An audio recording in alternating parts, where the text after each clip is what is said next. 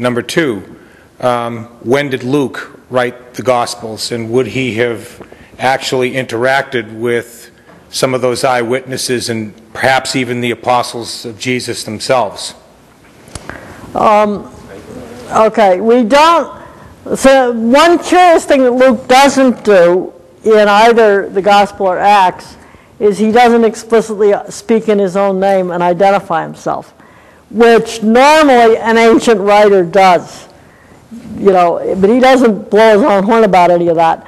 So therefore, what little we know about him, we only know from looking at the kind of level of Greek he has and the kind of the audience he has, and therefore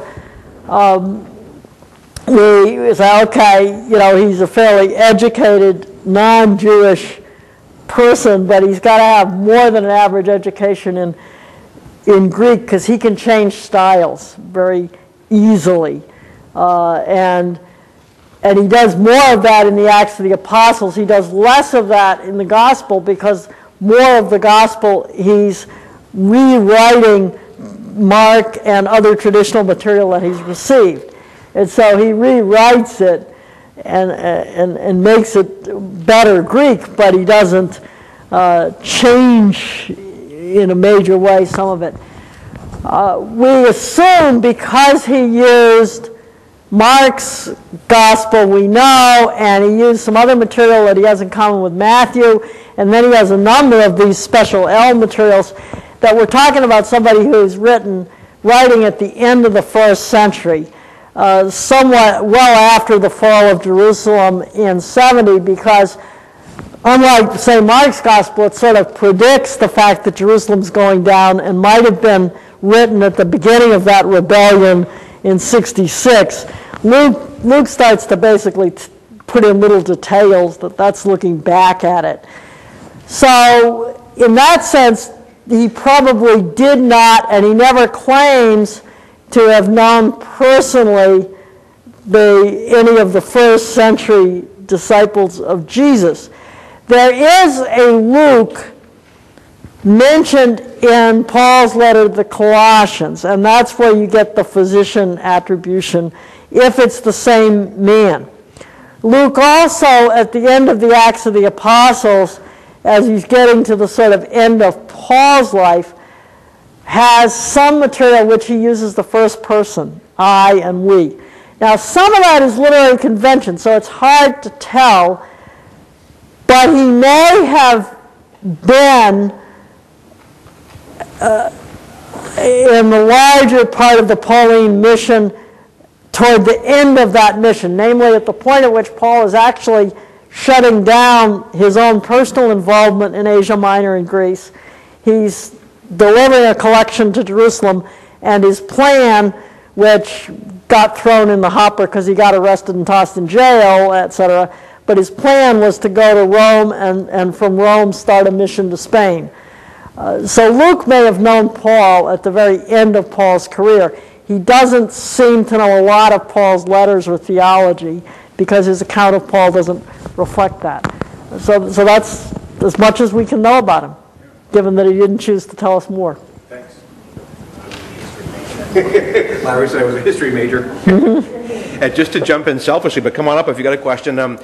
Would you comment at all on the, first of all, you know, most of us obviously here listening tonight are by 30 or 40 years compared to that time, we would consider ourselves students of the Word. We haven't been to the sands of Samaria, but we Google up on the internet. So would you give us any resources you think are good on the World Wide Web that are great study places?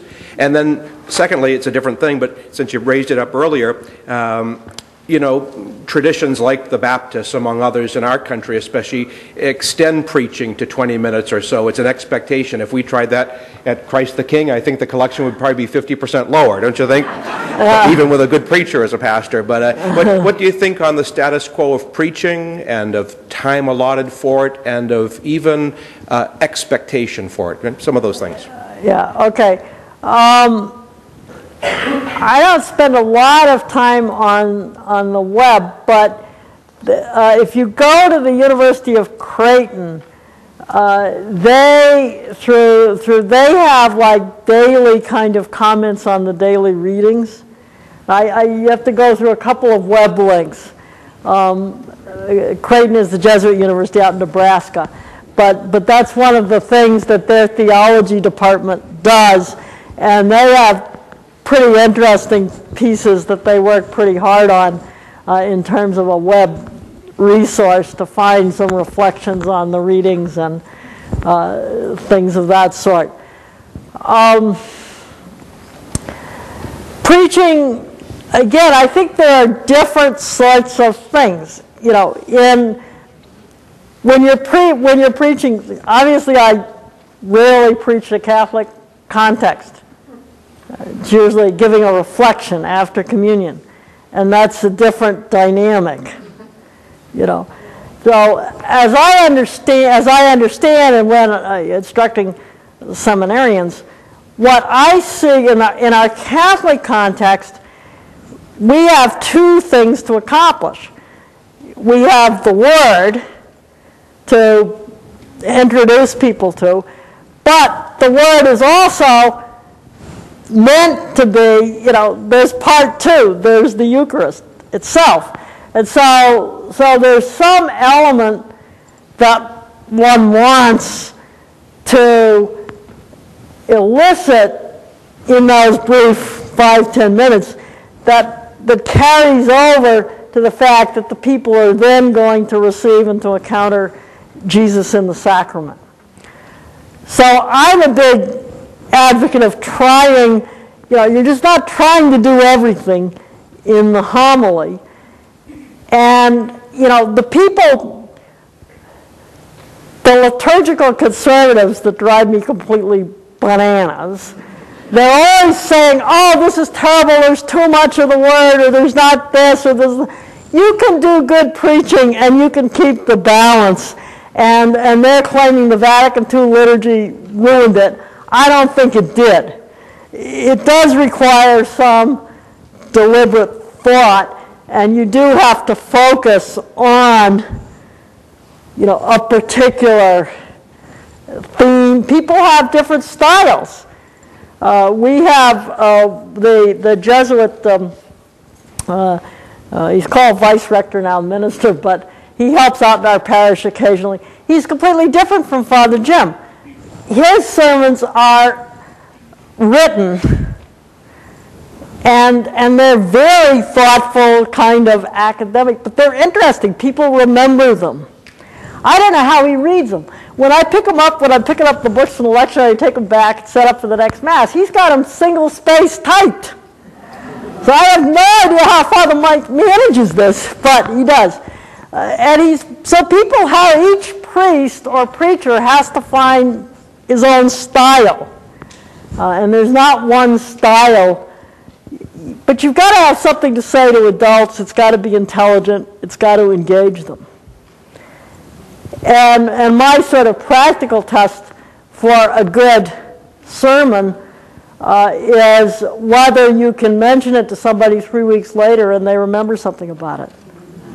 Or in my case, I write a column for our parish bulletin every week, and I've always threatened to quit.